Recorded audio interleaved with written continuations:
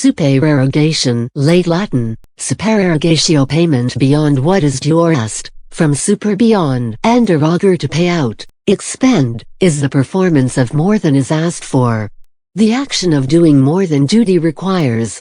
In ethics, an act is supererogatory if it is good but not morally required to be done.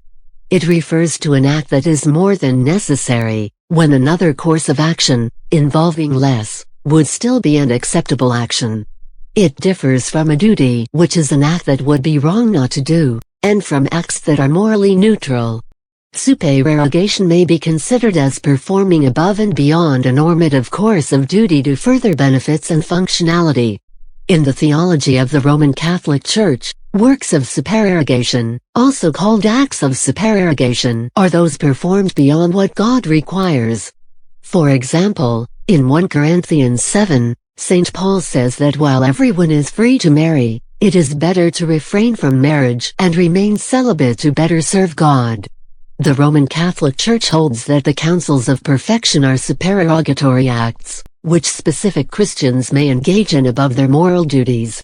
Similarly, it teaches that to determine how to act, one must engage in reasonable efforts to be sure of what the right actions are. After the reasonable action, the person is in a state of invincible ignorance and guiltless of wrongdoing, but to undertake more than reasonable actions to overcome ignorance is supererogatory and praiseworthy. According to the classic teaching on indulgences, the works of supererogation performed by all the saints form a treasure with God that the Church can apply to exempt repentant sinners from the works of penitence that would otherwise be required of them to achieve full reconciliation with the Church. Opposition to and the abuse of this teaching was the main point of Martin Luther when he began opposing the Catholic Church, and thus a seed of the Protestant Reformation as a whole.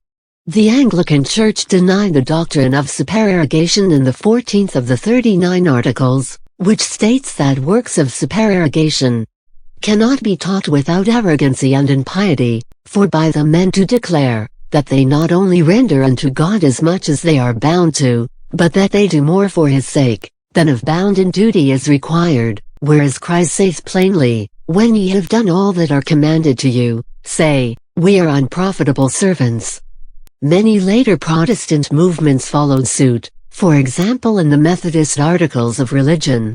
A Muslim must complete a minimum of the 5 daily prayers, each typically lasting an average of 5 to 10 minutes.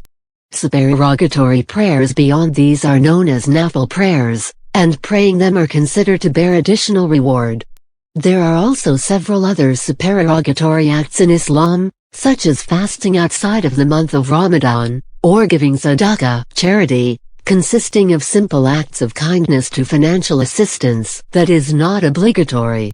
Whether an act is supererogatory or obligatory can be debated.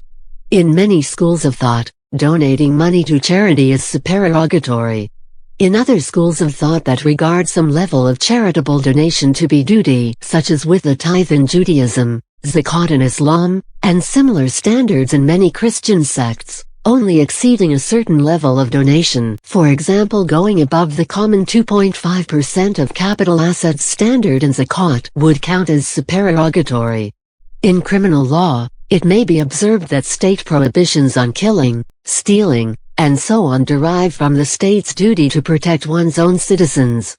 However, a nation-state has no duty to protect the citizens of an adjacent nation from crime. To send a peacekeeping force into another country would be, in the view of the nation doing it, supererogatory. Some schools of ethics do not include supererogatory acts. In utilitarianism, an act can only be better because it would bring more good to a greater number, and in that case it becomes a duty, not a supererogatory act. The lack of a notion of supererogation in utilitarianism and related schools leads to the demandingness objection, arguing that these schools are too ethically demanding, requiring unreasonable acts.